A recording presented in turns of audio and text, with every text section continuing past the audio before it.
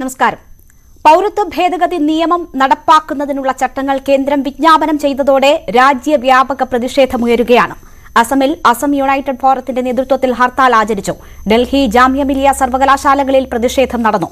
നിയമപരമായും രാഷ്ട്രീയമായും നീക്കത്തെ നേരിടാനാണ് സംസ്ഥാനത്ത് രാഷ്ട്രീയ പാർട്ടികളുടെ തീരുമാനം.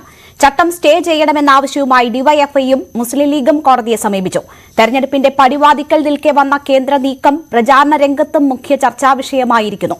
പൌരത്വ ഭേദഗതിക്കെതിരായ സമരത്തിനെതിരെ എടുത്ത കേസുകൾ റദ്ദാക്കാത്തത് ഇടത് സർക്കാരിനെതിരെ UDF ആയുധമാക്കുമ്പോൾ പാർലമെന്റിലടക്കം കോൺഗ്രസ് ഇതുവരെ നിയമ ഭേദഗതിക്കെതിരെ ശബ്ദമുയർത്തിയിട്ടില്ല എന്നത് ചൂണ്ടിക്കാട്ടിയാണ് CPMന്റെ മറുപടി. ഇരുമുന്നണികളും മുസ്ലിങ്ങളെ കബളിപ്പിക്കുകയാണെന്ന് കെ സുരേന്ദ്രൻ കുറ്റപ്പെടുത്തി. CAA സമരത്തിൽ രാഷ്ട്രീയ പാർട്ടികളുടെ നീക്കം എന്താണ്? രാഷ്ട്രീയ നേട്ടമാണോ ലക്ഷ്യം? കേരളത്തിൽ യോജിച്ച പോരാട്ടമുണ്ടോ? പരിശോധിക്കുന്നു. സ്വാഗതം.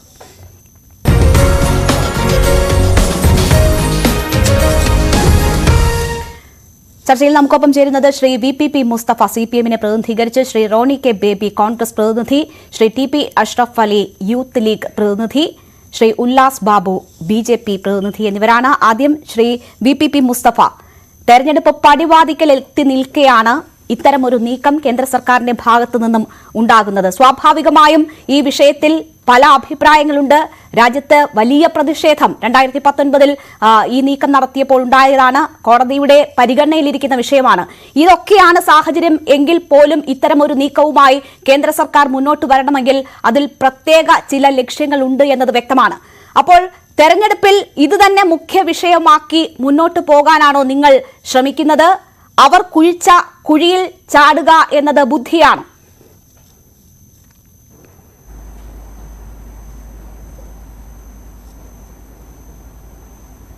ഈ തെരഞ്ഞെടുപ്പിൽ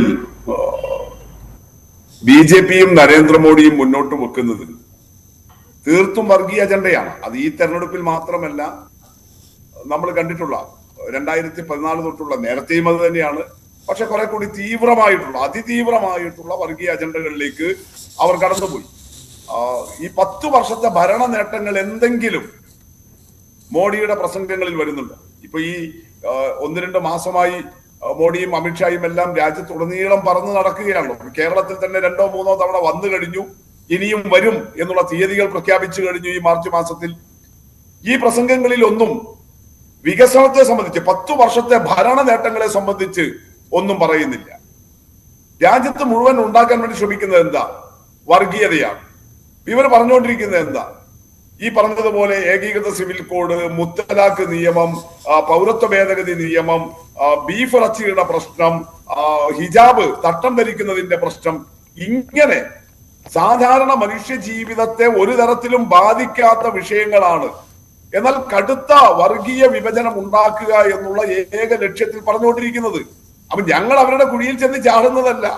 ഇവിടെ BJP സെറ്റ് ചെയ്ത് വെച്ചിരിക്കുന്ന ഇതാണ്.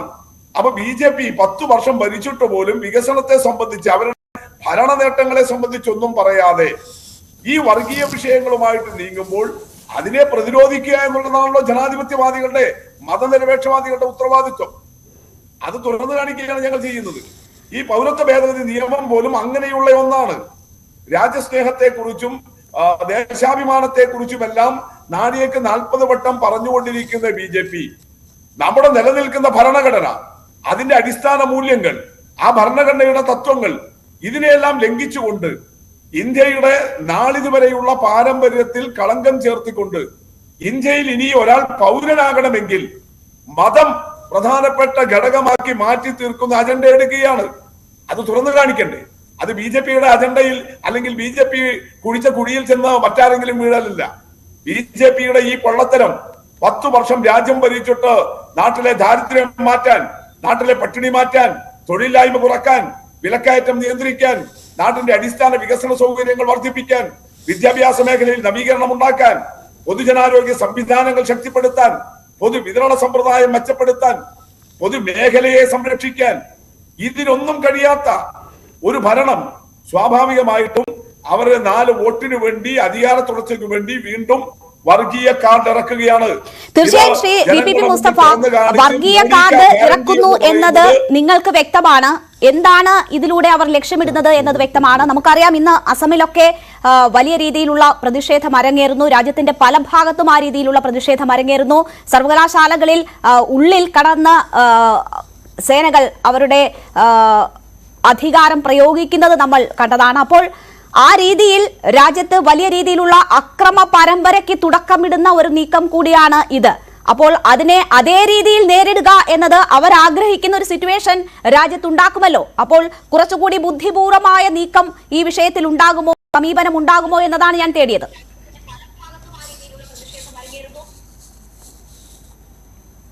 അല്ല, ഇതില് ബുദ്ധിയുടെ പ്രശ്നമേ ഇല്ല.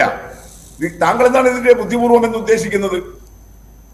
ഇവിടെ നമ്മൾ കാണേണ്ടത് അവര് നടപ്പിലാക്കിക്കൊണ്ടിരിക്കുന്ന ഈ നയങ്ങളെ അതിന്റെ ശരിയായ അർത്ഥത്തിൽ തുറന്ന് ഇതിന്റെ പ്രശ്നം എന്താ? ഈ ഒരു തെരഞ്ഞെടുപ്പിന്റെ പ്രശ്നമല്ലല്ലോ, ഇത് രാജ്യത്തിന്റെ ഭാവിയുടെ പ്രശ്നമാണ്. ഏതെങ്കിലും ഒരു പാർട്ടിയുടെയോ ഏതെങ്കിലും ഒരു മുന്നണിയുടെയോ ഭാവിയുടെ പ്രശ്നമല്ല. ആർക്ക് 4 സീറ്റും അധികാരവും കിട്ടുമെന്നുള്ളതിന്റെ പ്രശ്നമല്ല. നമ്മളിപ്പോ ഇങ്ങനെയൊക്കെ ന്യൂസ് 18 ചാനലിന്റെ ഒരു ഫ്ലോറിൽ വന്നിരുന്ന് ഇങ്ങനെ സംവദിക്കാനും തർക്കിക്കാനും അഭിപ്രായങ്ങളും വിയോജിപ്പുകളും എല്ലാം രേഖപ്പെടുത്താനും കഴിയുന്ന ഈ ആവിഷ്കാര സ്വാതന്ത്ര്യം, ഈ അഭിപ്രായ സ്വാതന്ത്ര്യം, അതിനെല്ലാം അടിസ്ഥാനമായിട്ടുള്ള ഈ ഭരണഘടനയും ഈ മതനിരപേക്ഷ ഘടനയും, അങ്ങനെ ഒരു മതനിരപേക്ഷ സെക്കുലർ ഡെമോക്രാറ്റിക് റിപ്പബ്ലിക്കായിട്ട് ഈ രാജ്യം നിലനിൽക്കുമോ? ആ രാജ്യത്തിന്റെ ഭാവിയുടെ പ്രശ്നമാണ്. അതല്ലേ ഈ തെരഞ്ഞെടുപ്പിലെ അജണ്ടയാകേണ്ടത്. ഈ BJP ഇനിയും അധികാരത്തിൽ തുടരുകയാണെങ്കിൽ നമ്മുടെ രാജ്യം തന്നെ ഇല്ലാതാകാൻ പോകും. ഇനിയൊരു തെരഞ്ഞെടുപ്പ് തന്നെ ഉണ്ടാവില്ല.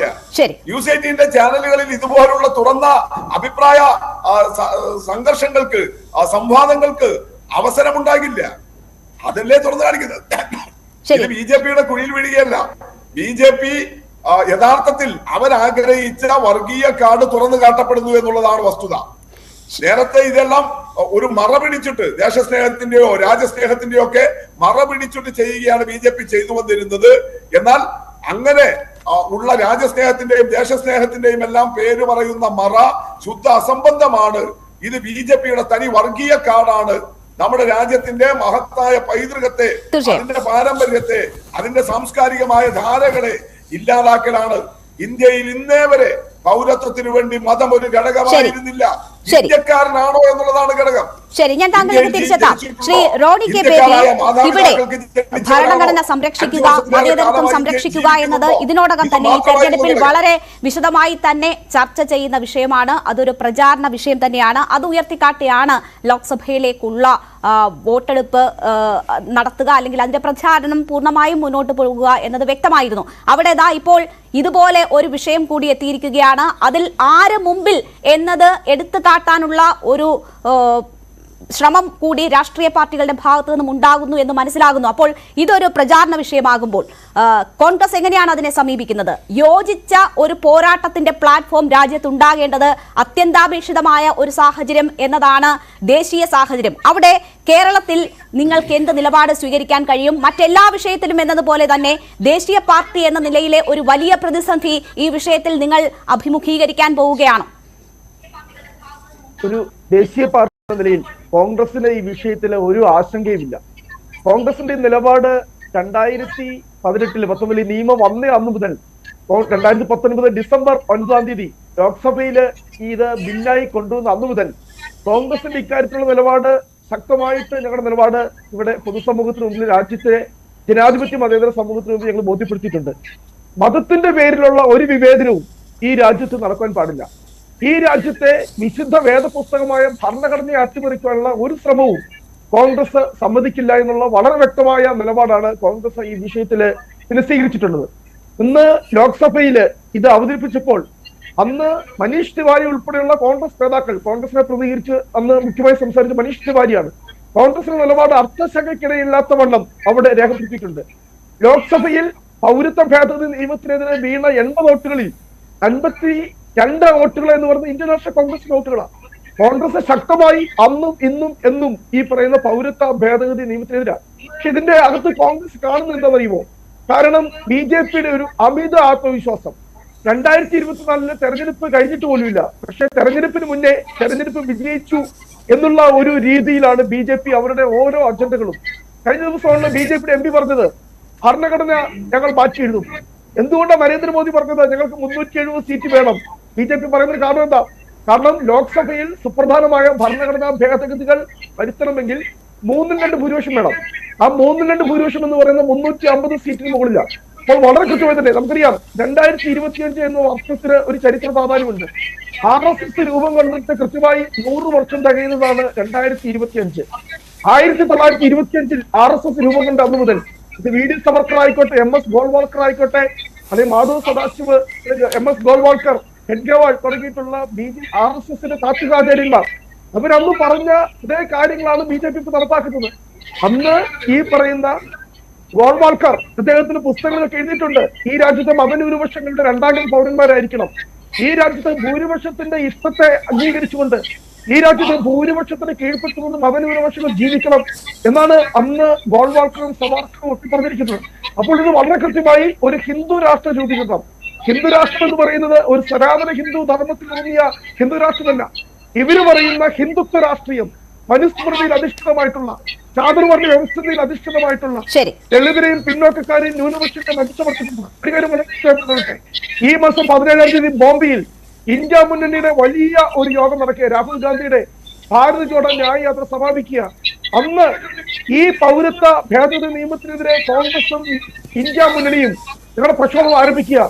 അന്ന് ബോംബെയിൽ ലക്ഷക്കണക്കിന് ആളുകളെ സംഘടിപ്പിച്ചുകൊണ്ട്, ഇന്ത്യ മുന്നണിയുടെ മുഴുവൻ നേതാക്കളെയും സംഘടിപ്പിച്ചുകൊണ്ട്, ഇവിടെ CPM എന്നോ കോൺഗ്രസ് എന്നോ അഭിപ്രായത്തെ ഇവിടെ നമ്മൾ ചർച്ച ചെയ്യേണ്ടത് ഇന്ത്യയിലെ മതേതര ജനാധിപത്യ സമൂഹം എങ്ങനെയാണ് ഈ നിയമത്തിനെതിരെ പോരാടുന്നത്. തീർച്ചയായും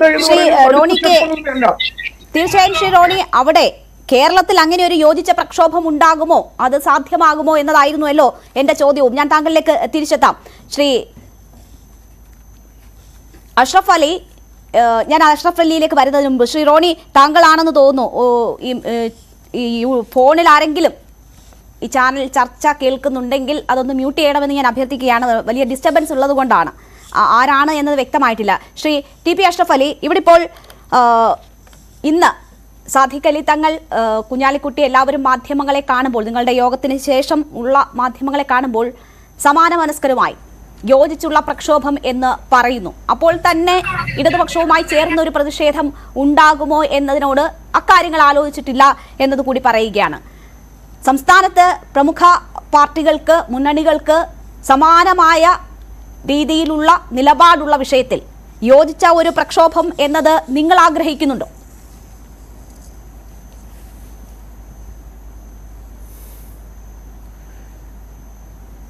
ഇന്ത്യ രാജ്യത്തിൻ്റെ യശസ്സിനെ ലോകത്തിന് മുന്നിൽ തകർത്തു കളയുന്ന ഒരു തീരുമാനമാണ് ഇന്നലെ CAA ചട്ടം കൂടി പുറത്തു വന്നതോടെ ഉണ്ടായിട്ടുള്ളത്. ആംനസ്റ്റി ഇൻ്റർനാഷണൽ പോലെയുള്ള ലോക സംഘടനകൾ ഇതിനെ വളരെ ഗൗരവമായി കണ്ടുകൊണ്ടുള്ള അഭിപ്രായങ്ങൾ പറയുന്നത് നമ്മൾ കേട്ടു. ഇവിടെ ഏറ്റവും പ്രധാനപ്പെട്ടത് ഈ രാജ്യത്ത് മതത്തിൻ്റെ വേർതിരിവില്ലാതെ മുഴുവൻ മനുഷ്യർക്കും ജീവിക്കാൻ പറ്റുന്നൊരു സാഹചര്യം ഉണ്ടാക്കുക എന്നുള്ളതാണ്.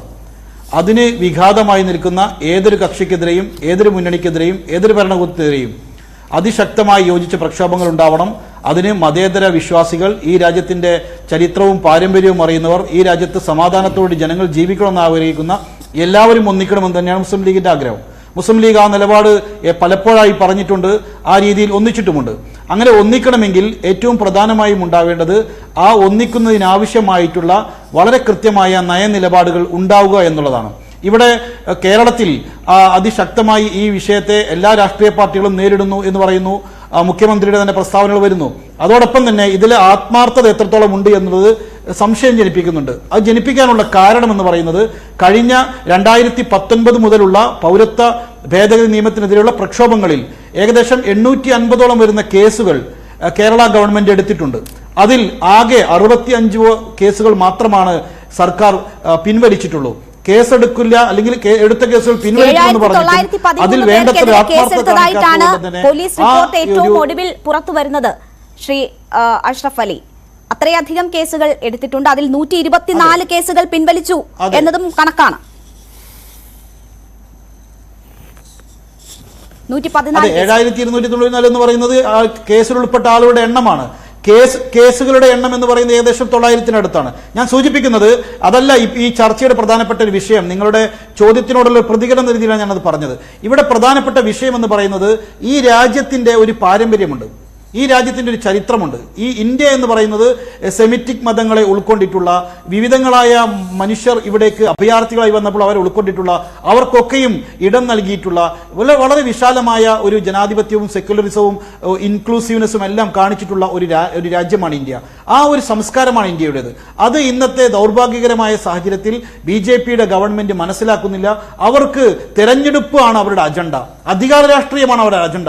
അതിനുവേണ്ടിയുള്ള ഓരോരോ തീരുമാനങ്ങൾ അത് ഈ രാജ്യത്തെ ജനങ്ങളെ വളരെയധികം വേദനിപ്പിക്കുന്നതായി, ജനങ്ങളെ ഭിന്നിപ്പിക്കുന്നതായിട്ടാണ് ഉണ്ടാവുന്നത്. ഇപ്പോഴെന്താണ് ഈ അടിയന്തരമായി ഈ ഒരു CAA ചട്ടം വരാനുള്ള കാരണം? ഇന്നലെ ഇന്ത്യയുടെ ബഹുമാനപ്പെട്ട സുപ്രീം കോടതിയുടെ ഭരണഘടനാ ബെഞ്ച് അതിശക്തമായ ഒരു നിർദ്ദേശം നൽകി. ഇലക്ട്രൽ ബോണ്ട് വിഷയത്തിൽ SBIയോട് ഇന്നേക്ക് അതിന്റെ മുഴുവൻ രേഖകളും നൽകണമെന്നുള്ള ശക്തമായ നിർദ്ദേശം നൽകി. ആ നിർദ്ദേശം നൽകിയാൽ അത് 15-ാം തീയതി ആകുമ്പോഴേക്ക് തെരഞ്ഞെടുപ്പ് കമ്മീഷൻ വഴി രാജ്യത്ത് പുറത്തേക്ക് അറിയാൻ വേണ്ടി പോവുകയാണ്. എന്ന് വെച്ചാൽ BJPയുടെ അഴിമതിയുടെ വളരെ കൃത്യമായിട്ടുള്ള വിവരങ്ങൾ, ഇതിന്റെ നഗ്നത എത്രത്തോളം ജനങ്ങൾ കാണാൻ വേണ്ടി പോവുകയാണ്. അത് ഒരിക്കലും തന്നെ ഈ ഒരു തെരഞ്ഞെടുപ്പിൽ ചർച്ചയാവരുത്. ഈ തെരഞ്ഞെടുപ്പിൽ അത് ചർച്ചയായി കഴിഞ്ഞാൽ ജനങ്ങൾക്കിടയിൽ വലിയതായിട്ടുള്ള BJP വിരുദ്ധ വികാരമുണ്ടാകും. രാജ്യത്ത് ഇന്ത്യ മുന്നണിയുടെ ഭാഗമായി പല സംസ്ഥാനങ്ങളിലും കോൺഗ്രസും മറ്റു മതേതര കക്ഷികളും സഖ്യത്തിലേർപ്പെട്ടു. അവിടെയൊക്കെ വലിയ മൂവ്മെന്റുകൾ ഉണ്ടാകാൻ വേണ്ടി പോകുന്നു. ഇങ്ങനെ രാജ്യത്തുള്ള സാഹചര്യം BJPക്കെതിരാണെന്ന് മനസ്സിലാക്കിക്കൊണ്ട് ഇവിടെ ഏറ്റവും അനിവാര്യമായും ഡിവൈഡ് ചെയ്യുന്ന നിയമങ്ങൾക്കും നയങ്ങൾക്കും മാത്രമേ തങ്ങളുടെ അധികാരം നിലനിർത്താൻ സാധിക്കുള്ളൂ തിരിച്ചറിഞ്ഞുകൊണ്ടാണ് ഈ ഗവൺമെന്റ് ഈ ഒരു സാഹചര്യത്തിൽ ഇപ്പോൾ ഇങ്ങനെ ഒരു നിയമം കൊണ്ടുവന്നിട്ടുള്ളത്. 4 വർഷം കഴിഞ്ഞല്ലോ. ഇതുവരെ 4 ദിവസം കൊണ്ടുണ്ടാക്കിയ ബില്ലിന് 4 വർഷം എടുത്തു ചട്ടങ്ങൾ രൂപീകരിക്കാൻ. ഇത് തന്നെ സൂചിപ്പിക്കുന്നത് എന്താണ്? ഈ ഗവൺമെന്റ് ഈ കാര്യത്തിലെടുത്തിട്ടുള്ള രാഷ്ട്രീയപരമായിട്ടുള്ള അവരുടെ നീക്കം മാത്രമാണ്. കാരണം അവർക്ക് ഇതുകൊണ്ടൊരു ഗുണമുണ്ടാകുമെന്ന് കാണുമ്പോൾ മാത്രമാണ് ഈ ഒരു നിയമവുമായി വരുന്നത്. ഞങ്ങളുടെ ഇതിലുള്ള നിർദ്ദേശം എന്ന് പറയുന്നത്, അല്ലെങ്കിൽ ഞങ്ങളുടെ ആവശ്യം എന്ന് പറയുന്നത്, ഇന്ത്യക്ക് ചുറ്റുമുള്ള വിവിധങ്ങളായ രാജ്യങ്ങളിൽ നിന്ന് ഏതെല്ലാം ജനങ്ങൾ പീഡനം അനുഭവിക്കുന്നുണ്ടോ ആ ജനങ്ങൾക്ക് മുഴുവനും ഇവിടെ പൗരത്വം കൊടുക്കാനുള്ള വിശാലമായ താല്പര്യം ഈ രാജ്യം കാണിക്കണം. മുൻപ് ഈ രാജ്യം അങ്ങനെ കാണിച്ചിട്ടുണ്ട്. അത് ചില കേന്ദ്രങ്ങളിലേക്ക് മാത്രം പരിമിതപ്പെടുത്തുകയും 3 രാഷ്ട്രങ്ങളിലേക്കും അവിടെ നിന്നുള്ള 6 വിഭാഗങ്ങളിലേക്കും മാത്രമായി പരിമിതപ്പെടുത്തി ഈ രാജ്യത്തിൽ നിന്ന് ഇവിടെ ഇപ്പോൾ താമസിച്ചുകൊണ്ടേയിരിക്കുന്ന നിരവധിയായ ആളുകളെ പുറന്തള്ളാനുള്ള വലിയതായുള്ള ഗൂഢാലോചന നടന്നുകൊണ്ടിരിക്കുകയാണ്. അത് അനുവദിക്കാൻ പാടില്ല. ചൈനയിൽ, മ്യാൻമറിൽ, അതുപോലെ തന്നെ നേപ്പാൾ, മറ്റു പല പ്രദേശങ്ങളിലും ഇവിടെ പ്രയാസം അനുഭവിക്കുന്ന അവിടുത്തെ ന്യൂനപക്ഷങ്ങളുണ്ട്. അവരെ കൂടി ഇത് ഉൾക്കൊള്ളിക്കണം. വിശിഷ്ട മുസ്ലിങ്ങൾ ഉൾപ്പെടെയുള്ള ആളുകളുണ്ട്. ചൈനയിലെ ഉയ്ഗൂർ മുസ്ലിങ്ങൾ പീഡനം അനുഭവിക്കുന്ന ആളുകളാണ്. മ്യാൻമറിലെ രോഹിംഗ്യൻ മുസ്ലിങ്ങൾ പീഡനം അനുഭവിക്കുന്ന, അവരൊക്കെ ഭരണകൂടത്തിന്റെ പീഡനം അനുഭവിക്കുന്നവരാണ്. അവർക്കും കൂടി പൗരത്വത്തിന് ഇവിടെ അപേക്ഷിക്കാനുള്ള അർഹതയുണ്ട്. ആ അർഹത അംഗീകരിച്ചുകൊണ്ട് അവരെ കൂടി ഉൾപ്പെടുത്തിക്കൊണ്ട് CAA ബില്ലിനെ വിശാലമായ അർത്ഥത്തിൽ ഇന്ത്യയുടെ കഴിഞ്ഞകാല പാരമ്പര്യത്തെ ഉൾക്കൊള്ളുന്ന വിധത്തിൽ ലോകത്ത് എവിടെയെല്ലാമുള്ള മനുഷ്യർ പീഡനം അനുഭവിക്കുന്നുണ്ടോ അവർക്കൊക്കെയും അഭയകേന്ദ്രമാകുന്ന വിധത്തിലേക്കുള്ള കൃത്യമായിട്ടുള്ള ഒരു മാനദണ്ഡത്തിലൂടെ ഇത് നടപ്പിലാക്കണമെന്നുള്ളതാണ് ഞങ്ങളുടെ ഏറ്റവും പ്രധാനപ്പെട്ട കാര്യം. അതല്ല എങ്കിൽ ഇത് ഈ രാജ്യത്ത് വലിയ രീതിയിലുള്ള ചേരിതിരിവിന് കാരണമാകും. തീർച്ചയായും. ശ്രീ ഉല്ലാസ് ബാബു, നിരവധി തവണ പ്രധാനമന്ത്രി ഇതിനോടകം 3ാം വരവ് സൂചിപ്പിച്ചിട്ടുണ്ട്. അതിന് നിങ്ങൾക്ക് അനുകൂലമായ സാഹചര്യങ്ങൾ സൃഷ്ടിച്ചെടുക്കുന്ന നിരവധി നീക്കങ്ങളും ഇതിനോടകം നടത്തിയിട്ടുണ്ട്. അതൊന്നും പോരാഞ്ഞിട്ടാണോ ഈ തെരഞ്ഞെടുപ്പ് വിജ്ഞാപനം പുറത്തു വരാനിരിക്കെ ഇങ്ങനെ ഒരു നീക്കം നടത്തുന്നത്? ഇപ്പോൾ രാജ്യതലസ്ഥാനമായ ഡൽഹിയിൽ ഉൾപ്പെടെ പലയിടങ്ങളിലും പല രീതിയിലുള്ള പ്രതിഷേധ സമരങ്ങൾ അരങ്ങേറുകയാണ്.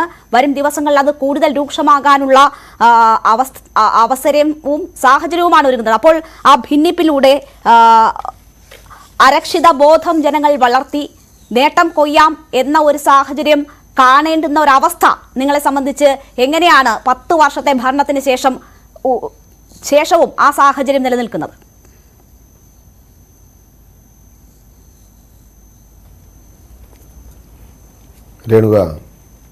രേണുക വാക്കുകളുടെ പ്രയോഗത്തിൽ അരക്ഷിതാവസ്ഥ ഇത്യാദി വാക്കുകളൊക്കെ ഉപയോഗിച്ചു. അതിനൊന്നും ആവശ്യമില്ല. നിങ്ങൾ വളരെ സ്ട്രെയിറ്റ് ആയിട്ട് ചോദിച്ചു, BJPയുടെ തെരഞ്ഞെടുപ്പ് സ്റ്റണ്ടാണോ CAA? ഇതാണല്ലോ അതിന്റെ ചോദ്യത്തിന്റെ കാതൽ എന്ന് പറയപ്പെടുന്നത്. വളരെ വ്യക്തമായിട്ട്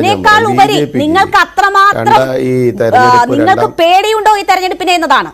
ഈ അവസാന നിമിഷം രാമക്ഷേത്രം ഉൾപ്പെടെ എത്ര വിഷയങ്ങൾ നിങ്ങൾ അനുകൂല സാഹചര്യമായി കണക്കാക്കുന്നു, പ്രതീക്ഷിക്കുന്നു. അപ്പോൾ പോലും ഇത്രമാത്രം നിങ്ങൾ തെരഞ്ഞെടുപ്പിനെ ഭയപ്പെടുന്നുണ്ടോ എന്നതാണ് ചോദിക്കേണ്ടിയിരുന്നത്.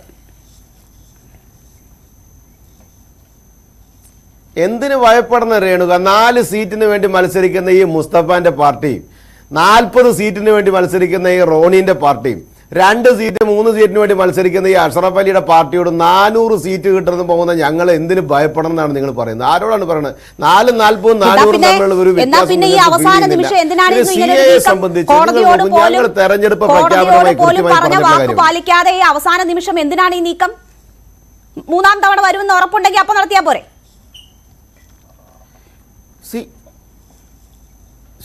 എന്തിനാ അതെങ്ങനെ നിങ്ങളോട് ചോദിച്ചിട്ടാണോ? ന്യൂസ് 18നോട് ചോദിച്ച് സമ്മതം എടുത്തിട്ട് കേന്ദ്ര സർക്കാരിന് ഒരു ബില്ല് കൊണ്ടുവരാൻ പറ്റുമോ? ഇത് ലോകസഭയിലും രാജ്യസഭയിലും പാസ്സാക്കി രാഷ്ട്രപതി ഒപ്പിട്ട് കഴിഞ്ഞ ഒരു കാര്യം കൃത്യമായിട്ട് നടപ്പിലാക്കുമെന്ന് ഞങ്ങൾ തെരഞ്ഞെടുപ്പ് പ്രഖ്യാപനത്തിൽ വ്യക്തമായി പറഞ്ഞിട്ടുള്ള ഒരു കാര്യം അത് കൃത്യമായി നടപ്പിലാക്കുന്നേ. അതിലിപ്പോ എന്താ വിരോധമുള്ളത്?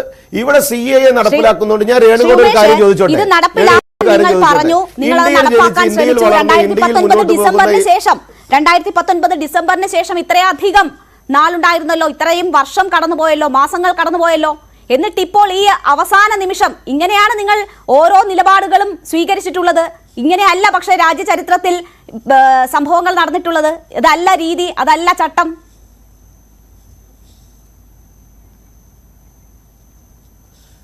BJP വിദ്വേഷം മൂലധനമാക്കി വെച്ചിട്ടുള്ള മാധ്യമ ശൈലിയോട് ഞങ്ങൾക്ക് വിരോധമൊന്നുമില്ല. നിങ്ങൾ ചർച്ച ചെയ്തോ, ഞങ്ങൾക്ക് കുഴപ്പമില്ല. പക്ഷേ ഞങ്ങൾ വളരെ വ്യക്തമായിട്ട് പറയാം, CAA എന്ന് പറയപ്പെടുന്ന കാര്യത്തോട് ഈ ഇന്ത്യയിൽ ജനിച്ചു വളർന്ന ഒരു പൗരനും ഒരു തരത്തിലുള്ള പ്രയാസവും ഇല്ലെന്ന് എനിക്കും അറിയാം, രേണുവയ്ക്ക് അറിയാം, ഈ മുസ്തഫയ്ക്ക് അറിയാം. 231 കേസുകൾ സുപ്രീം കോടതിയിലുണ്ട്. ആർക്കും ഒരു പ്രശ്നവും ഇല്ലാഞ്ഞിട്ടാണോ അത്രയധികം പേർ ഈ രാജ്യത്തെ അവശേഷിക്കുന്ന പ്രതീക്ഷയായ കോടതിയെ സമീപിച്ചിരിക്കുന്നത്? ആർക്കും ആശങ്കയില്ലാത്തത് കൊണ്ടാണ്. എന്നിട്ട് കോടതി സ്റ്റേ ചെയ്തോ? സുപ്രീം കോടതി സ്റ്റേ ചെയ്തോ? കോടതി നടപടികൾ നടക്കുകയല്ലേ? സുപ്രീം കോടതി സ്റ്റേ ചെയ്തോ? രേണുക, കോടതി നടപടി പൂർത്തിയായിട്ടില്ലല്ലോ. സുപ്രീം കോടതി സ്റ്റേ ചെയ്തോ? കോടതി നടപടി പൂർത്തിയായിട്ടില്ലല്ലോ. നിങ്ങളല്ലേ നിങ്ങൾ അങ്ങനെ ചർച്ച ചെയ്തിട്ട് സുപ്രീം കോടതി സ്റ്റേ ചെയ്തോ? ലോകസഭയിലും രാജ്യസഭയിലും രാഷ്ട്രപതി ഒപ്പിട്ട് കഴിഞ്ഞ ഒരു കാര്യത്തിൽ കേന്ദ്ര സർക്കാർ ഒരു തീരുമാനം എടുക്കുന്നതിൽ നിങ്ങൾക്ക് എന്താണ് വിരോധം? അത് നിയമമായി കൊണ്ടുവരും, ആ നിയമം നടപ്പിലാക്കും, അതിനെ ചട്ടമിറക്കും. അതിലെന്താ വിരോധമുള്ള കാര്യം? അത് ഇന്ത്യൻ പൗരനുമായി ബന്ധപ്പെട്ട് എന്തെങ്കിലും വിഷയമുള്ള കാര്യമാണോ? ഏതെങ്കിലും ഇന്ത്യൻ പൗരന് ദോഷമാകുന്ന കാര്യമാണോ? ഏതെങ്കിലും ഇന്ത്യൻ പൗരന് ഈ മുസ്തഫയും ഈ അഷറഫും ഈ റോണിയും പറഞ്ഞ പോലെ മതസൗഹാർദ്ദത്തിന് ദോഷം വരുന്ന ഏത് മതത്തിന്? ഇന്ത്യയിലെ ഏതെങ്കിലും ക്രൈസ്തവനോ, ഇന്ത്യയിലെ ഏതെങ്കിലും മുസൽമാനോ, ഇന്ത്യയിലെ ഏതെങ്കിലും പാർസിക്കോ, ഇന്ത്യയിലെ ഏതെങ്കിലും ജൈനനോ, ഇന്ത്യയിലെ ഏതെങ്കിലും ഹിന്ദുക്കൾക്കോ പ്രയാസം വരുന്ന ഒരു വിഷയമാണോ ഇത്? പൗരത്വം കൊടുക്കുന്നതുമായി ബന്ധപ്പെട്ട് ഒരു രാജ്യത്തിന്റെ ഒരു തീരുമാനം, അത് രാജ്യത്തിന്റെ സർക്കാർ തീരുമാനമെടുത്ത സമയത്ത് മുസ്തഫയ്ക്കും അഷറഫ് അലിക്കും റോണിക്കും ഉള്ളത് രാഷ്ട്രീയമാണ്. നേരത്തെ ചോദിച്ച ചോദ്യം രേണുക ചോദിക്കേണ്ടത്, ഇന്ന് ഇവർ നടത്തുന്ന ഈ രാഷ്ട്രീയം ഇത് ജാതി കലർത്തി, മതം കലർത്തി, അതിനകത്ത് വർഗവും വർണ്ണവും ഉണ്ടാക്കി, ഇതിനകത്ത് തമ്മിൽ തല്ലിച്ചുകൊണ്ട് രാഷ്ട്രീയ താല്പര്യത്തിന്റെ അടിസ്ഥാനത്തിൽ രാഷ്ട്രീയ ഗൂഢാലോചന നടത്തുന്നത് ഈ മുസ്തഫന്റെ പാർട്ടി, ഈ അഷറഫ് അലിയുടെ പാർട്ടി, ഈ റോണിയുടെ പാർട്ടിയൊക്കെ. റോണി എന്താ നേരത്തെ പറഞ്ഞത്? BJPക്ക് അധികാരത്തിനോട് മാത്രമാണ് താല്പര്യമുള്ളത്. റോണി രാഷ്ട്രീയ പാർട്ടി അധികാരത്തിനോട് മത്സരിക്കില്ല. എന്നാൽ റോണി ഒരു കാര്യം ചെയ്യാം, റോണിയല്ല അഷറഫ് അലി ഒരു കാര്യം ചെയ്യാം, മലപ്പുറത്ത് പൊന്നാനിയിൽ സ്ഥാനാർത്ഥികളെ പിൻവലിച്ച് പോകാൻ പറ, അധികാരത്തിന് വേണ്ടി മത്സരിക്കേണ്ടത്. മുസ്തഫ എന്താണ് പറഞ്ഞത്? മുസ്തഫ പൊതുവിതരണ സമ്പ്രദായം നശിക്കും, ന്യൂസ് 18 ചർച്ച ചെയ്യാൻ പറ്റില്ല, നമുക്ക് ഇൻടോളറൻസ് എന്ന് പറഞ്ഞാൽ അസഹിഷ്ണുത ഉണ്ടാവും. എന്തൊക്കെയാണ് വിളിച്ചു പറയുന്നത് സർ? ഒന്നും സംശയിക്കാനില്ല. CAA എന്ന് പറയപ്പെടുന്നത് ഈ രാജ്യത്തിൽ ഒരു പൗരന്മാർക്കും ഒന്നും സംഭവിക്കാൻ പോകുന്നില്ല. ഈ പൗരത്വം ഈ ഇന്ത്യ രാജ്യത്തേക്ക് വരുന്ന ആളുകളെ ഈ മറ്റ് രാജ്യങ്ങളിൽ ദോഷം അനുഭവിക്കുന്ന ആളുകൾക്ക്, അല്ലെങ്കിൽ അവിടെ ചില വ്യത്യാസങ്ങൾ അനുഭവിക്കുന്ന ആളുകൾക്ക് പൗരത്വം കൊടുക്കുന്നതുമായി ബന്ധപ്പെട്ട് ഉണ്ടാക്കിയിട്ടുള്ള ഒരു നിയമം, ആ നിയമം ചട്ടമാക്കി ഞങ്ങൾ സർക്കാർ ഇറക്കി. ആ സർക്കാർ ഇറക്കിയ സമയത്ത് അതിൽ ജാതി, വർഗം, വർണ്ണം, മതമൊക്കെ ഇവർ കണ്ടു, ഇവർ സമരം നടത്തു. മുസ്തഫേ, നിങ്ങൾ ആ റോണിയും കൂടി ഒരുമിച്ച് നിന്ന് കോൺഗ്രസും CPM-ഉം കേരളത്തിൽ ധൈര്യമുണ്ടെങ്കിൽ ഒരുമിച്ച് നിന്ന് സമരം നടത്തും. അവിടെ ഒരു മതവിഭാഗത്തെ മാത്രമായി ഒഴിവാക്കിയത് ഇവിടെ ഇരിക്കുന്ന VP മുസ്തഫയോ VP അഷ്റഫ് അലിയോ റോണിയോ അല്ലല്ലോ ശ്രീ ഉല്ലാസ്. അതാണല്ലോ ഈ രീതിയിലുള്ള പ്രതിഷേധങ്ങൾക്കും ആശങ്കകൾക്കും ഒക്കെ ആധാരം. ഏത് രീതിയിൽ രേണുക? ഏത് രീതിയിൽ? ഇവർ പ്രതിഷേധം നടത്തുന്നത് ഈ തെരഞ്ഞെടുപ്പ് സ്റ്റണ്ടാണെന്നേ രേണുക കൃത്യമായി മനസ്സിലാക്കിക്കോ. ഈ CAA നിയമം പാസാക്കിയ സമയത്ത് തന്നെയാണ് നിയമസഭാ തെരഞ്ഞെടുപ്പുകൾ വന്നതും, അല്ലേ? അവിടെ BJP ജയിച്ചു കയറിയില്ലേ? അവിടെ BJP ജയിച്ചു കയറിയിട്ടുണ്ടെങ്കിൽ ജനം അതൊക്കെ വിലയിരുത്തിയിട്ടുണ്ട്. ഈ 2024 ലോകസഭയിൽ കേന്ദ്ര സർക്കാർ BJPയുടെ നേതൃത്വത്തിൽ 400ഓളം സീറ്റുകൾ വാങ്ങിച്ചുകൊണ്ട് കൊണ്ടുവരും. ആ സമയത്ത് മുസ്തഫയുടെ പാർട്ടിക്കും റോണിയുടെ പാർട്ടിക്കും അഷ്റഫ് അലിയുടെ പാർട്ടിയൊക്കെ എവിടെയാണെന്ന് അന്ന് തീരുമാനിച്ചാൽ മതി.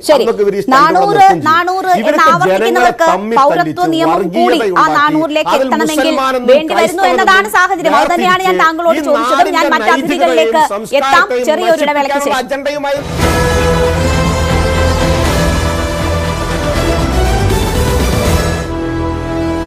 എല്ലാ വീട്ടിലും 7:15 ലഭിക്കും.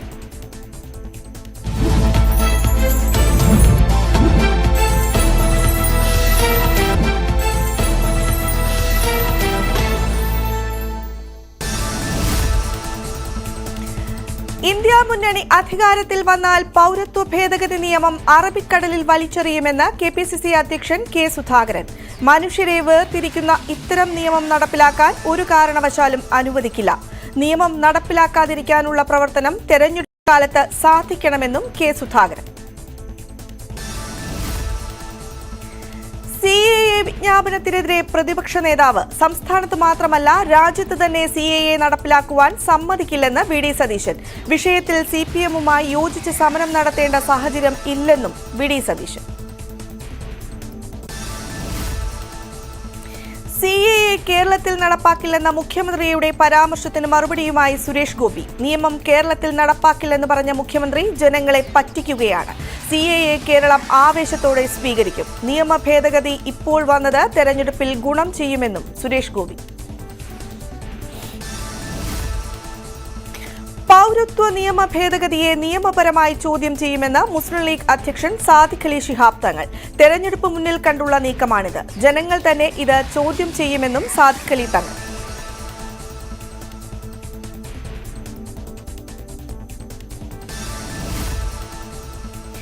പൗരത്വ ഭേദഗതി നിയമം മതേതര ജനാധിപത്യത്തിനേറ്റ ഏറ്റവും വലിയ ആഘാതമെന്ന് വയനാട്ടിലെ LDF സ്ഥാനാർത്ഥി ആനി രാജ. തെരഞ്ഞെടുപ്പിൽ വോട്ട് കിട്ടാനുള്ള തന്ത്രമാണ്. സമവായമില്ലാതെ നിയമം നടപ്പിലാക്കുന്നത് നിർത്തിവെക്കണമെന്നും ആനി രാജ. തെരഞ്ഞെടുപ്പ് ബോണ്ട് കേസിലെ വിവരങ്ങൾ കൈമാറാൻ SBIക്ക് നൽകിയ സമയപരിധി ഇന്ന് വൈകിട്ട് അവസാനിക്കും. ജൂൺ 30 വരെ സാവകാശം തേടി SBI സമർപ്പിച്ച ഹർജി തള്ളിക്കൊണ്ടാണ് വിവരങ്ങൾ ഇന്ന് വൈകുന്നേരത്തിനുള്ളിൽ കൈമാറാൻ സുപ്രീംകോടതി നിർദ്ദേശിച്ചത്. മാർച്ച് 6-നുള്ളിൽ വിവരങ്ങൾ കൈമാറണമെന്നായിരുന്നു SBIക്ക് സുപ്രീംകോടതി ആദ്യം നൽകിയ നിർദ്ദേശം.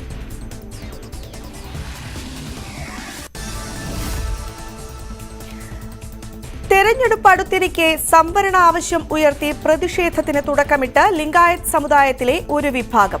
കൽബുർഗിയിൽ പഞ്ചമശാലി ലിംഗായത്ത് വിഭാഗം ഇന്ന് കൺവെൻഷൻ സംഘടിപ്പിക്കും.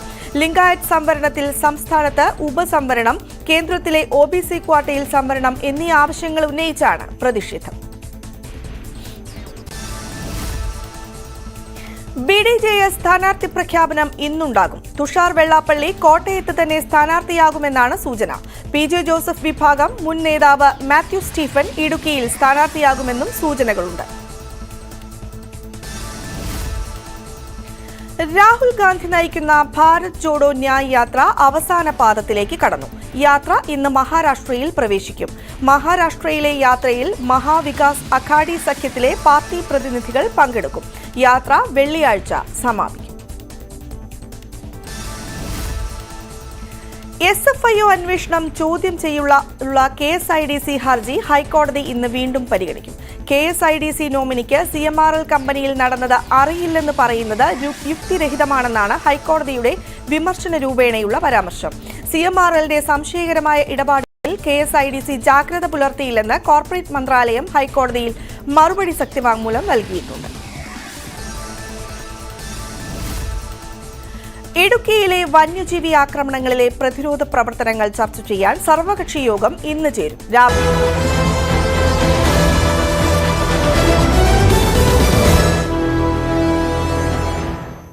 വീണ്ടും ചർച്ചയിലേക്ക്. ശ്രീ VPP മുസ്തഫ, ദേശീയ തലത്തിൽ ഇന്ത്യ മുന്നണി ഒറ്റക്കെട്ടായി നിന്ന് ഈ തെരഞ്ഞെടുപ്പിൽ ഉയർത്തിക്കൊണ്ടുവരേണ്ട വിഷയം അല്ലെങ്കിൽ പ്രതിഷേധിക്കേണ്ട വിഷയമൊക്കെയായി ഇത് മാറുകയാണ്. പക്ഷേ കേരളത്തിലെ പ്രത്യേക സാഹചര്യം അതിനൊരു വിലങ്ങുതടിയാകുമെന്നാണോ താങ്കൾ പ്രതീക്ഷിക്കുന്നത്? കേരളം ഒറ്റയ്ക്ക് പ്രമേയം പാസാക്കിയ നാടാണ്. വലിയ രീതിയിലുള്ള പ്രതിഷേധം ഇതിനു മുൻപ് 2019 ഉയർത്തിയിട്ടുണ്ട്. ഇപ്പോൾ ഒരു തെരഞ്ഞെടുപ്പിന്റെ കൂടി പശ്ചാത്തലത്തിൽ അത്തരം യോജിച്ച ഏതെങ്കിലും തരത്തിലുള്ള നീക്കം സാധ്യമാകാത്ത ഒരവസ്ഥയാണോ ഉള്ളത്?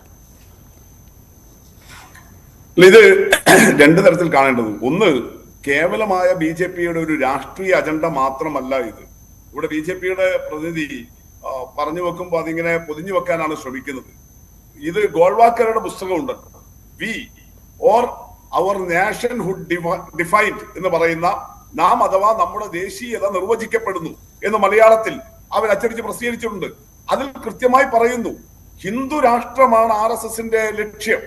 ആ ഹിന്ദു രാഷ്ട്രം നടപ്പിലാകണമെങ്കിൽ അതിനുള്ള വിവിധ പദ്ധതികൾ അവർ പറഞ്ഞിട്ടുണ്ട്. അതിൽ ഗോൾവാക്കർ അന്ന് 1925 RSS സ്ഥാപിച്ച അതിന്റെ ആദ്യ വർഷങ്ങളിൽ ഗോൾവാക്കർ പറഞ്ഞു വെക്കുന്നത് ഇവിടെ അഹിന്ദുക്കൾ വേണ്ടതില്ല എന്ന് തന്നെയാണ്. അഥവാ വല്ലവർക്കും ഇവിടെ നിൽക്കണമെന്നുണ്ടെങ്കിൽ പൗരത്വത്തിനുള്ള അവകാശം പോലും ഇല്ലാതെ ഇവിടെ നിന്നുകൊള്ളണം എന്നാണ് നാം അഥവാ നമ്മുടെ ദേശീയത നിർവചിക്കപ്പെടുന്നു എന്ന പുസ്തകത്തിലുള്ളത്. അതുകൊണ്ട് ഈ ഭരണഘടനാ ഭേദഗതി എന്ന് പറയുന്നത് യാദൃശ്ചികമായിട്ട് അക്കാലത്തെ ഒരു രാഷ്ട്രീയ ലാഭത്തിന് വേണ്ടി മാത്രമുള്ളതല്ല. BJPയുടെ അജണ്ട എന്താ? 2025 എന്ന് പറയുന്നത് RSSന്റെ സ്ഥാപിതമായതിന്റെ 100ാം വർഷം. അപ്പോഴൊക്കെങ്കിലും RSSന്റെ ലക്ഷ്യം സ്ഥാപിതമാകണം. അതിനു വേണ്ടിയിട്ടാണ് ഈ 370-400 സീറ്റൊക്കെ ലോക്സഭയിൽ പറയുന്നത്. പക്ഷെ ദൗർഭാഗ്യവശാൽ RSSന്റെ ഈ കൃത്യമായ അജണ്ട മനസ്സിലാക്കി അതിനെതിരായിട്ടുള്ള പ്രത്യയശാസ്ത്രപരമായ ആശയപരമായ പ്രതിരോധം ഉയർത്തിക്കൊണ്ടുവരാൻ ഒരു മുൻനിര രാഷ്ട്രീയ പ്രസ്ഥാനം എന്നുള്ള നിലയിൽ കോൺഗ്രസിന് സാധിക്കുന്നില്ല. ഇപ്പൊ തന്നെ നിങ്ങൾ നോക്കൂ, ഈ റൂൾസ് വന്നിട്ട് 24 മണിക്കൂർ പിന്നിട്ടു. ഏതെങ്കിലും കോൺഗ്രസിന്റെ ദേശീയ നേതാക്കൾ ഈ റൂൾസ് പുറത്തു വന്നതിനെതിരെ, സിറ്റിസൺഷിപ്പ് അമെന്റ്മെന്റ് ആക്ട് അനുസരിച്ചിട്ടുള്ള റൂൾസ് പുറത്തു വന്നതിനെതിരെ ഏതെങ്കിലും കോൺഗ്രസിന്റെ ദേശീയ പ്രസിഡന്റ്, AICC പ്രസിഡന്റ്, ഇപ്പോ ജോഡോ യാത്ര നയിച്ചുകൊണ്ടിരിക്കുന്ന രാഹുൽ ഗാന്ധി ആരെങ്കിലും പ്രതികരിക്കുന്നുണ്ടോ? നിങ്ങൾ കോൺഗ്രസിന്റെ ദേശീയ തലത്തിലുള്ള സോഷ്യൽ മീഡിയ ഹാൻഡിലുകൾ നോക്കൂ, എവിടെയെങ്കിലും ശക്തമായ പ്രതികരണം ഉണ്ടോ?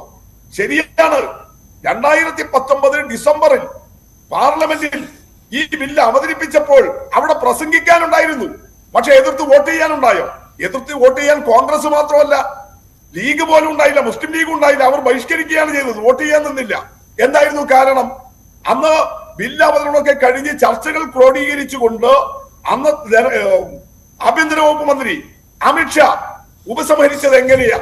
ഈ ബില്ലിനെ എതിർക്കുന്നവർ രാജ്യദ്രോഹികളാണ്, ഈ ബില്ലിനെ എതിർക്കുന്നവർ ദേശദ്രോഹികളാണ്. രാജ്യദ്രോഹികളുടെയും ദേശദ്രോഹികളുടെയും കൂടെ നിന്ന് ഈ ബില്ലിനെ എതിർക്കുന്നവർ ഞങ്ങൾ കാണട്ടെ, അതുകൊണ്ട് ഇത് വോട്ടിനിടണം, ഡിവിഷൻ ഞാൻ ആവശ്യപ്പെടുന്നു എന്ന് അമിത്ഷായുടെ പ്രസംഗം കേട്ടപ്പോൾ അതുവരെ ഘോരഘോരം പ്രസംഗിച്ച ഒരൊറ്റ കോൺഗ്രസ് MPയും ലോക്സഭയിൽ ഇതിനെതിരായിട്ട് വോട്ട് ചെയ്യാൻ തയ്യാറായില്ല. ലീഗിന്റെ MPമാർ അവര് ലോക്സഭ ബഹിഷ്കരിച്ചു പോയി. പക്ഷേ ശ്രീ VPP മുസ്തഫ, നമ്മൾ ഇവിടെ ചർച്ച ചെയ്യുന്നത്, ഈ ചർച്ചയിൽ നമ്മളുടെ വിഷയം യോജിച്ച പോരാട്ടം സാധ്യമാകുമോ എന്നതാണല്ലോ. ഇതിപ്പോൾ ഇന്ത്യ മുന്നണി ഒരു യോജിച്ച് നിന്നുള്ള പോരാട്ടത്തിനുള്ള സാധ്യതയുണ്ടോ? കേരളത്തിൽ നിങ്ങൾ തമ്മിൽ ഏറ്റുമുട്ടുന്ന ഇടമായതുകൊണ്ട് തന്നെ അതിനുള്ള സാധ്യതകൾ തുലവും തുച്ഛമാണ് എന്നതാണോ മനസ്സിലാക്കേണ്ടത്? ഇത് പരസ്പരം നിങ്ങൾ അങ്ങോട്ടും ഇങ്ങോട്ടും ആരോപിക്കാനുള്ള ആരാണ് സംഘപരിവാറിനെ നേരിടുന്നതിൽ മുൻപിൽ എന്ന് കാട്ടാനുള്ള ഒരു വിഷയമാക്കി തന്നെ മാറ്റുകയാണോ നിങ്ങൾ? അല്ല, അതൊരു പ്രധാനപ്പെട്ട വിഷയമല്ലേ. RSSന്റെ നിലപാടുകളെ ആശയപരമായിട്ട് എതിർക്കുന്നത് ആരാണ്? പ്രത്യയശാസ്ത്രപരമായി അതിനോട് വിട്ടുവീഴ്ചയില്ലാത്ത എതിർപ്പ് രേഖപ്പെടുത്തുന്നത് ആരാണ്?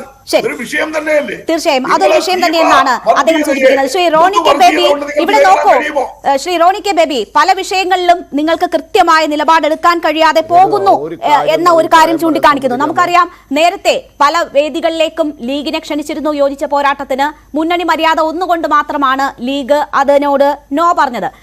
ഇവിടെ ഇപ്പോൾ സംസ്ഥാനത്തെ കേന്ദ്രം വരിഞ്ഞു മുറുക്കുന്നു എന്ന വിഷയം, നിങ്ങൾ യോജിച്ച പോരാട്ടത്തിന് തയ്യാറായില്ല, ഒറ്റയ്ക്കുള്ള പോരാട്ടമായിരുന്നു. ഇപ്പോൾ കോടതിയിൽ നിന്ന് കേരളത്തിന് അനുകൂലമായ നീക്കങ്ങൾ ഉണ്ടാകുമ്പോൾ അത് നേട്ടമായി CPM-നെ സംബന്ധിച്ച്, ഇടതുപക്ഷത്തിനെ സംബന്ധിച്ച് ചൂണ്ടിക്കാട്ടാൻ പറ്റും. ആരാണ് നേരിട്ടത്, ആരാണ് കേസിന് പോയത്? എന്താണ് വി.ഡി. സതീശൻ പറഞ്ഞത്?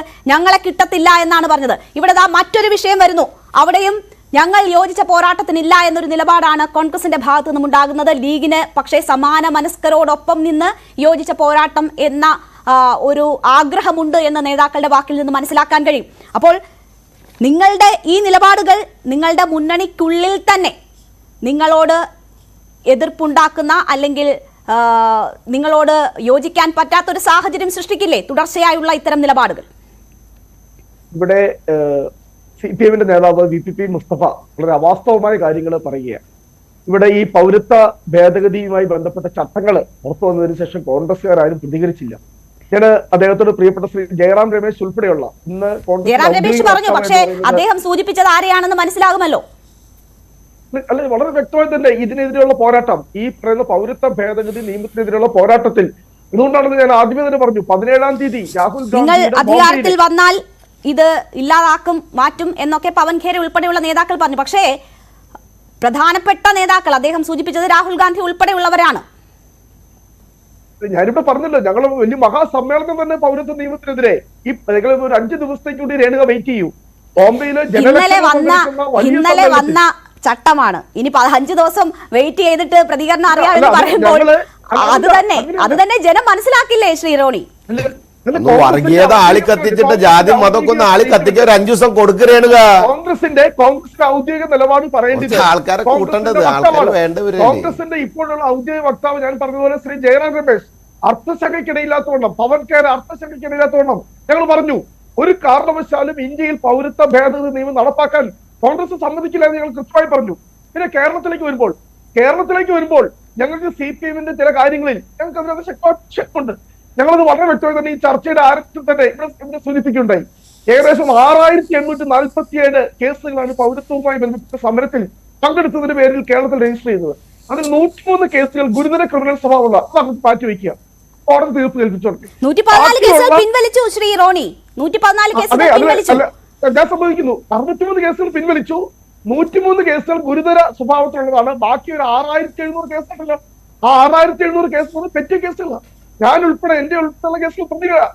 ഞാൻ പൗരത്വ ഭേദഗതി നിയമത്തിന്റെ പേരിൽ ഞങ്ങള് ഈ പറയുന്ന ഒരു പൊതുമുതലും തല്ലി തകർത്തതിന്റെ പേരിലല്ല, ഈ പോസ്റ്റ് ഓഫീസിന് മുമ്പിലോ BSNL ഓഫീസിന് മുമ്പിലോ പോയി പൗരത്വ ഭേദഗതി നിയമത്തിനെതിരെ പ്രതിഷേധിച്ചാൽ അത്തരമൊരു ഇരട്ടത്താപ്പുണ്ടോ? ഇത് 2019 മുതൽ പറയുന്ന വിഷയമാണ്. അതൊരു ഇരട്ടത്താപ്പാണോ?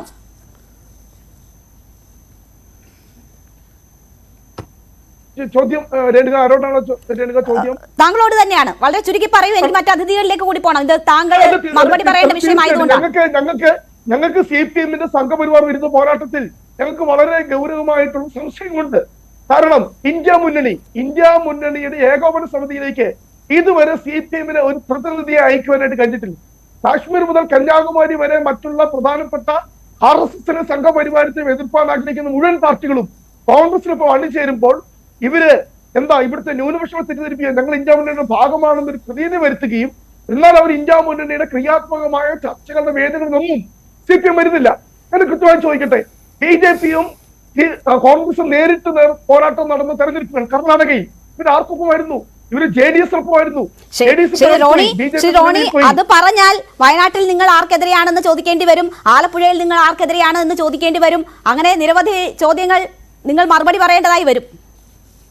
അല്ല, അതിനകത്ത് ഇന്ത്യ മുന്നണിയുടെ രൂപീകരണത്തിൽ തന്നെ എടുത്ത ഒരു പൊതു സ്റ്റാൻഡുണ്ട്.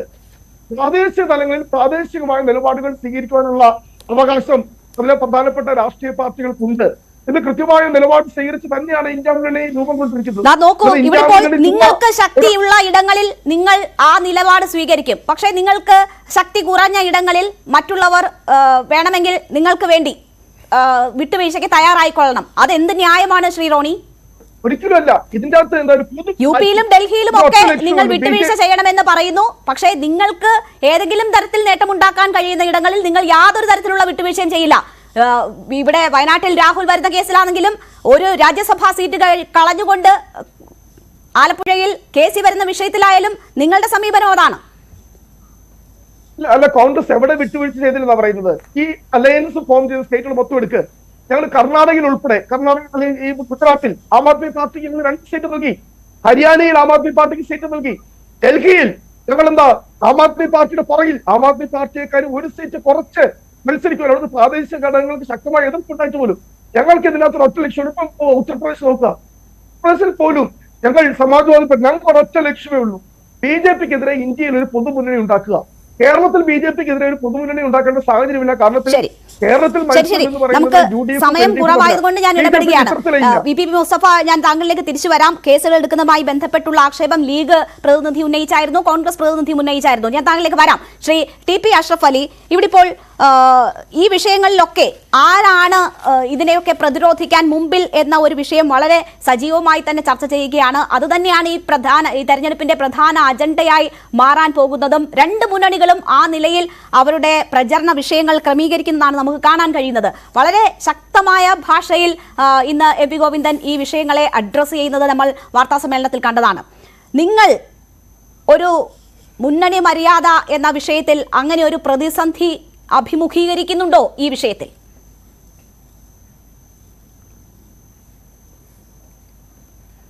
ഒരിക്കലുമില്ല. നിങ്ങൾ ഈ CAA NRCയുമായി ബന്ധപ്പെട്ട സുപ്രീം കോടതി നടക്കുന്ന വ്യവഹാരങ്ങളിൽ ഇന്ന് അതിൻ്റെ പേരെന്താണെന്ന് പരിശോധിച്ച് നോക്കിയാൽ ഈ വിഷയത്തിൽ ഞങ്ങൾ വളരെ ശക്തമായി മുന്നോട്ട് പോകുന്നത് മനസ്സിലാക്കാൻ വേണ്ടി സാധിക്കും. 230-ൽ പരം ഹർജികൾ വന്നതിൽ നിന്നും ഇന്ത്യയുടെ സുപ്രീം കോടതി എടുത്തിട്ടുള്ള എല്ലാ ഹർജികളെയും ബൈൻഡ് ചെയ്തുകൊണ്ട് ഇന്ത്യൻ യൂണിയൻ മുസ്ലിം ലീഗിന്റെ PK കുഞ്ഞാലിക്കുട്ടി നൽകിയിട്ടുള്ള ഹർജിയെ ഏറ്റവും പ്രധാനപ്പെട്ട ഒന്നാക്കി മാറ്റി IUML versus union of India എന്നാണ് ഇന്ന് ആ കേസിന്റെ പേരായി മാറിയിട്ടുള്ളത്. ഇത് സൂചിപ്പിക്കുന്നത് ഞങ്ങൾക്ക് ഈ വിഷയത്തിൽ മുന്നണി താല്പര്യങ്ങളോ അതല്ലെങ്കിൽ ഞങ്ങൾക്ക് ഈ വിഷയത്തിൽ ഏതെങ്കിലും വോട്ട് താല്പര്യങ്ങളോ ഒന്നുമല്ല.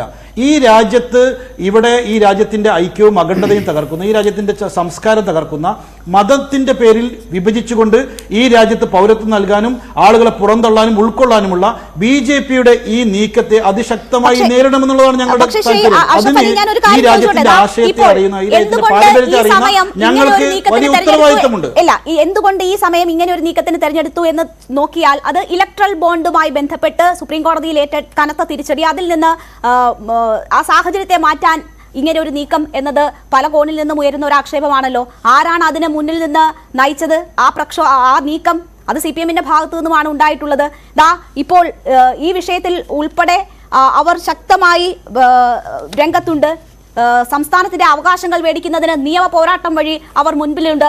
അപ്പോൾ ഈ സാഹചര്യങ്ങളിലൊക്കെ സംഘപരിവാറിനെ നേരിടുന്നതിൽ, ഈ കേന്ദ്ര സർക്കാരിന്റെ ഈ ജനവിരുദ്ധ നയങ്ങളെ നേരിടുന്നതിലാണെങ്കിൽ, കേരളത്തിനോടുള്ള വിവേചനം നേരിടുന്നതിലാണെങ്കിലൊക്കെ ശക്തമായ നിലപാടെടുത്ത് അവർ മുന്നോട്ട് പോകുമ്പോൾ ഒരു പൊതു പ്ലാറ്റ്ഫോമിൽ ഒന്നിക്കാവുന്ന ഇടങ്ങളിൽ മുന്നണി മര്യാദയുടെ പേര് പറഞ്ഞ് നിങ്ങൾക്ക് യോജിക്കാൻ കഴിയാത്ത ഒരു സാഹചര്യം, അതൊരു പ്രതിസന്ധിയല്ലേ നിങ്ങളെ സംബന്ധിച്ച്?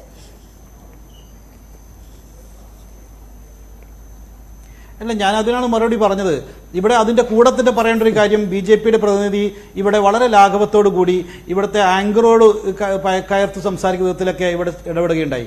അദ്ദേഹത്തിനൊന്നും ഈ ഇന്ത്യ എന്ന് പറയുന്ന ഈ ആശയത്തെ, ഈ രാജ്യത്തിന്റെ പാരമ്പര്യത്തെ ഒന്നും ഇങ്ങനെ കീറി മുറിച്ച് ഇല്ലാതെയാക്കി ഈ രാജ്യം നാണം കെടുന്നതിൽ ഒരു വേദനയുമില്ല. കാരണം എന്തെന്ന് വെച്ചാൽ അവരൊന്നും ഈ രാജ്യത്തെ രൂപപ്പെടുത്തുന്നതിൽ അവർക്കൊന്നും തന്നെ ഒരു ഇടപെടലുമില്ല. അന്നവർ ബ്രിട്ടീഷുകാരന്റെ ഷൂ നക്കിയിരിക്കുകയായിരുന്നുള്ളതുകൊണ്ട് തന്നെ അവർക്കൊന്നും ഈ രാജ്യത്തെ സൃഷ്ടിക്കുന്നതിൽ ഒരു തരത്തിലുള്ള വേദനയുമില്ല. പക്ഷേ ഈ രാജ്യത്തെ സൃഷ്ടിക്കുന്നതിൽ വേദനയുള്ളവർക്ക് ഇതുപോലുള്ള നിയമങ്ങൾ ഉണ്ടാകുമ്പോൾ അതിനെ ശക്തമായി പ്രതിരോധിക്കേണ്ടി വരും. അതേപോലെ ചോദിച്ചു ഒരാളെയും ബാധിക്കില്ല എന്ന്. അദ്ദേഹത്തോട് മിണ്ടാതിരിക്കാൻ വേണ്ടി പറയൂ, അദ്ദേഹത്തോട് സഹിഷ്ണുത ഇരിക്കാൻ പറയും, അദ്ദേഹത്തോട് RSSകാരനും BJPയും ആകാതെ സഹിഷ്ണുതയോടെ ഇരിക്കാൻ പറയും. ചർച്ചയാണിത്, പറയുന്നതിന് സമയം കിട്ടുമ്പോൾ മറുപടി പറയാൻ പറയും. ആസാമിൽ CAA NRCയുമായി ബന്ധപ്പെട്ട് നടന്നിട്ടുള്ള അവിടുത്തെ കണ്ടെത്തി. അങ്ങനെ ആ 19 ലക്ഷം മനസ്സിലായോ? 19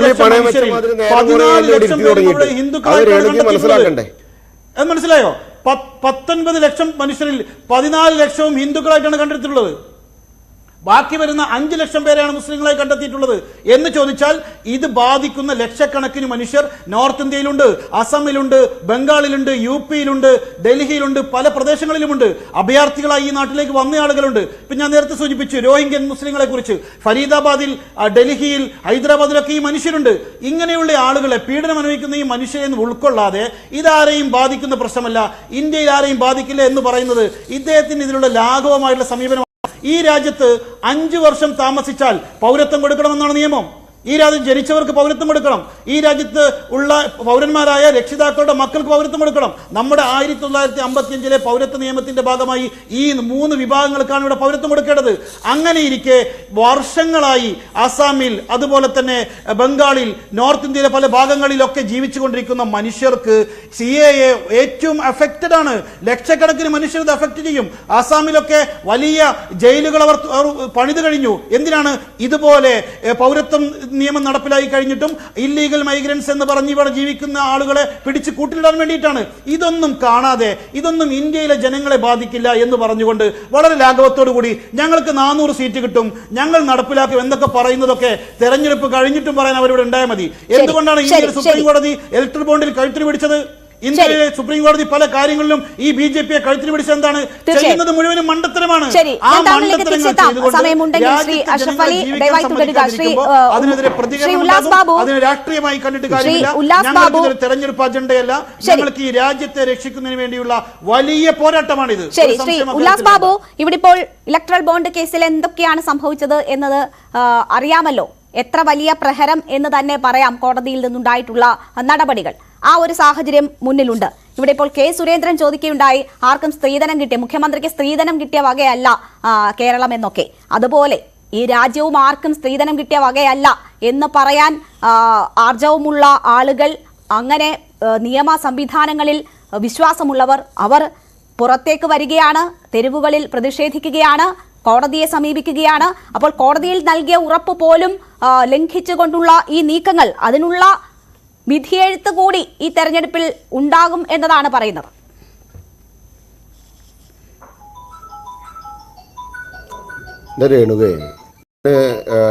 രേണുക ചോദിച്ച ചോദ്യങ്ങൾക്ക് മറുപടി പറയണേക്ക് മുമ്പ് ഒരു കാര്യം പറഞ്ഞോട്ടെ. നിങ്ങൾ ഈ 3 പേര് രേണുകും കൂടി ഇരുന്ന് നേരം കുറേ ഈ BJPനെ കുറ്റം പറയുന്നു. എന്നെ ഈ ഓട്ടൂറിൽ പണയം വെച്ച മാതിരി സൈഡിൽ നേരെ എത്രയും നിർത്തിന്ന് നിങ്ങൾ 2 ട്രിപ്പും 3 ട്രിപ്പും പോയിട്ട് തിരിച്ചു വരുമ്പോൾ അതിന്റെ ഇടയിൽ കയറി സംസാരിക്കേണ്ട ബാധ്യത വരേണ്ട അവസ്ഥ ഉണ്ടാക്കിയത് രേണുകയാണ്. ആ രേണുക ഒന്നും എല്ലാവരും 2 ടേൺ മാത്രമാണ് സംസാരിച്ചിട്ടുള്ളത്. അഷ്റഫ് അലി അദ്ദേഹത്തിന്റെ രണ്ടാമത്തെ അവസരമാണ് എടുത്തത്. ഞാൻ താങ്കളിലേക്ക് രണ്ടാമത് വരുന്നു, അത്രയേ ഉള്ളൂ. ഹിന്ദു മാത്രം മതി ഈ നാട്ടിലെന്ന് നേരത്തെ PPP മുസ്തഫ പറഞ്ഞപ്പോൾ എന്താണ് രേണുക അതിൽ ഇടപെടാഞ്ഞത്? അങ്ങനൊരു കാര്യം CAA-ലുണ്ടോ? രേണുക പറ, അങ്ങനൊരു കാര്യം CAA-ലുണ്ടോ? പിന്നെ എന്താണ് പറഞ്ഞത്? കേരളം ഇത് നടപ്പിലാക്കില്ല എന്ന് പിണറായി വിജയൻ പറഞ്ഞു. പിണറായി വിജയൻ ആരാണെന്നേ കേരളത്തിൽ നടപ്പിലാക്കുക? പിണറായി വിജയന്റെ ആവശ്യം എന്താ ഉള്ളത്? ഇത് യൂണിയൻ ലിസ്റ്റിൽ പെടുന്ന കേന്ദ്രം നടപ്പിലാക്കിയിട്ടുള്ള ഒരു തീരുമാനം, അല്ലെ കേരളത്തിലൊരു കേന്ദ്രം നടപ്പിലാക്കിയിട്ടുള്ള ഒരു ബില്ല്, അത് ലോകസഭയും രാജ്യസഭയും രാഷ്ട്രപതിയും പാസ്സാക്കിയ ഒരു ബില്ല്. രേണുക അവിടെ നിൽക്കുന്നത് ഞാൻ പറയണത് കേക്ക്. ഈ പാസ്സാക്കിയിട്ടുള്ള ഒരു ബില്ല് നടപ്പിലാക്കാൻ പിണറായി വിജയൻ സമ്മതിക്കില്ല. പിണറായി വിജയൻ ഇവിടെ നടപ്പില്ല. പിണറായി വിജയൻ ആരാണ്? പിണറായി വിജയൻ നടപ്പിലാക്കിയാൽ ഈ ബില്ല് നടപ്പിലാവില്ല. ഈ കേരളത്തിൽ ആരോടാണ് നിങ്ങൾ ഈ നുണം പറഞ്ഞ് കളിക്കുന്നത്? അതൊക്കെ കൃത്യമായിട്ട് അത് നടപ്പിലാക്കേണ്ട ആളുകൾ നടപ്പിലാക്കിക്കോളും. പിന്നെ CAA-യുടെ കാര്യത്തിൽ രേണുക കുറെ ചർച്ചയുടെ ആവശ്യങ്ങളൊന്നുമില്ല.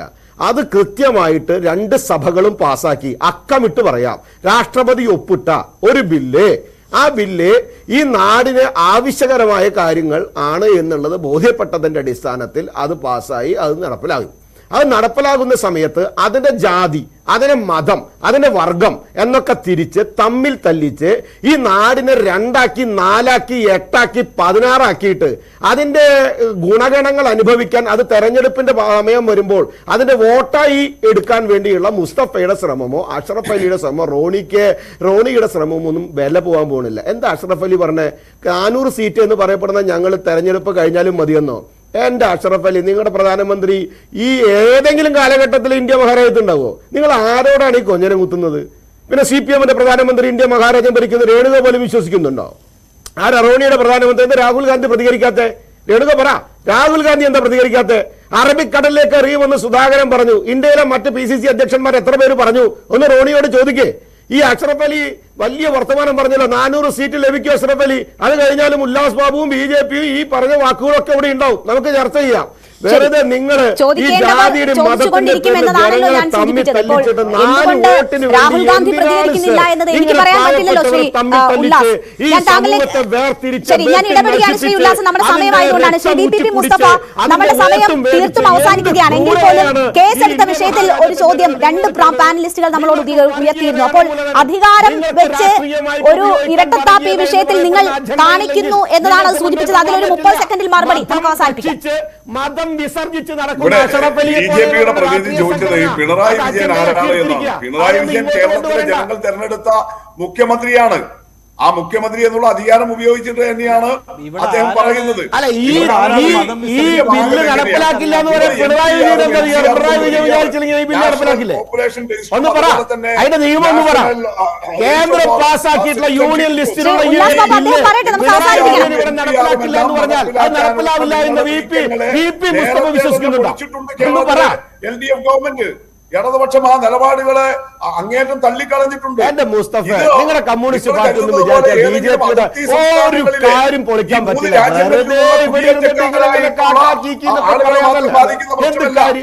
നാളെ ഇന്ത്യയിലെ മുഴുവൻ പൗരന്മാരെയും ബാധിക്കുന്ന നിയമമാണ് ഇപ്പൊ കൊണ്ടുവന്ന ഭേദഗതി. അതിന്റെ ഇന്ത്യയിലെ ഒരാളിനെ ബാധിക്കാൻ പോകുന്നില്ല. നുണ പറഞ്ഞ് പ്രചരിപ്പിക്കാതെ ഇന്ത്യയിലെ മുഴുവൻ പറഞ്ഞ് പ്രചരിപ്പിക്കുന്ന ഒരു പ്ലാറ്റ്ഫോം ഓരോരുത്തരും ഇന്ത്യയിൽ ഒരു പൗരന്മാർക്കും ബാധിക്കില്ലെന്ന് എന്ത് നുണയാണ് നിങ്ങൾ പറയുന്നത്? ഈ സമൂഹത്തിനോട് ഉല്ലാസ് ബാബു, അദ്ദേഹത്തിന്റെ സമയമായിരുന്നു. താങ്കൾ സംസാരിച്ച അദ്ദേഹത്തിന്റെ അവസരമാണ് നശിപ്പിക്കുന്നത്. ഐഡന്റിറ്റി കാർഡ് കാണിക്കണേ, ഇന്ത്യക്കാരനാണെന്ന് തെളിയിക്കാൻ വേണ്ടിയിട്ട്. എന്റെ സമയത്ത് അദ്ദേഹം സംസാരിക്കുമ്പോൾ ഈ ആവേശം കാണിച്ചില്ലല്ലോ. മുഖ്യമന്ത്രി എന്നുള്ള നിലയിൽ ശരി, നമ്മുടെ സമയം അവസാനിക്കുന്നത് കൊണ്ടാണ്. എന്തായാലും ആശങ്കയുള്ളവരാണല്ലോ കോടതിയെ സമീപിച്ചിട്ടുള്ളത്. എങ്ങനെ ആ നടപടികൾ മുന്നോട്ട് പോകുന്നു എന്ന് നമുക്ക് കാണാം. ഒരു 30 സെക്കൻഡ്. ശരി, വളരെ പെട്ടെന്ന് ശ്രീ റോണി. ഇവിടെ BJPയുടെ CPMന്റെ ആൾക്കാരൊക്കെ പറയുന്നു രാഹുൽ ഗാന്ധി മിണ്ടിയില്ല. രാഹുൽ ഗാന്ധിയുടെ സ്റ്റേറ്റ്മെന്റ് ഞാൻ വായിക്കാം. I want to tell the minorities of this country that no citizen of the country will lose citizenship due to CAA. The CAA is a law that grants citizenship and does not take away anyone's citizenship. I assure you there is no provision in CAA to snatch anyone's citizenship. Rahul ഗാന്ധിയുടെ statement. ഈ പൗരത്വ ഭേദഗതി നിയമവുമായി ബന്ധപ്പെട്ട ചട്ടം രാഹുൽ ഗാന്ധി നടത്തിയ ഈ രാജ്യത്തെ ഇതൊരു കാര്യം പറഞ്ഞോട്ടെ. BJP പറയുന്നത് ഈ രാജ്യത്തെ മുസൽമാന്റെ വിഷയമല്ലിത്. ഇത് നിയമം 2019 കൊണ്ടുവന്നപ്പോൾ എതിർത്തതാരാ? ശിരോമണി ഗുരുദ്വാര അവസാനിക്കുന്നത് കൊണ്ട് ഞാൻ ഇടപെടുകയാണ്. എന്നോട് ക്ഷമിക്കുക ശ്രീ റോണി. വളരെ നന്ദി എന്തായാലും ചർച്ചയിൽ പങ്കെടുത്തതിന്. വരും ദിവസങ്ങളിലും ഇത് സംബന്ധിച്ചുള്ള ചർച്ചകൾ, ഒപ്പം തന്നെ വലിയ രീതിയിലുള്ള പ്രതിഷേധ പരിപാടികൾ തുടരും. നമ്മുടെ തെരഞ്ഞെടുപ്പിലെ തന്നെ പ്രധാന ചർച്ചാ വിഷയമായി ഇത് മാറുമെന്ന കാര്യത്തിൽ സംശയമില്ല. യോജിച്ചുള്ള പോരാട്ടത്തിനുള്ള സാഹചര്യങ്ങൾ ഉണ്ടാകുമോ എന്നത് കാത്തിരുന്ന് തന്നെ കാണാം. വളരെ നന്ദി എല്ലാ അതിഥികൾക്കും. അന്ത്യചർച്ച പൂർണ്ണമാകുന്നു. നമസ്കാരം.